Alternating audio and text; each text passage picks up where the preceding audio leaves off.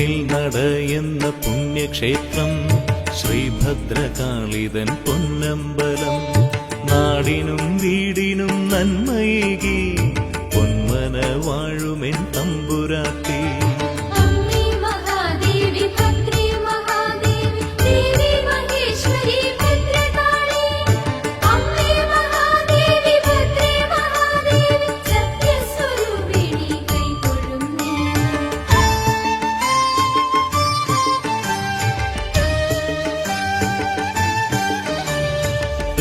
സ്വരൂപയേ രുദ്രരൂപേ രാജീവലോചനെ രക്ഷാകരി രാഗേന്ദുവദനയും നീയല്ലയോ രാജരാജാർച്ചിതേ കൈതൊഴുന്നേ.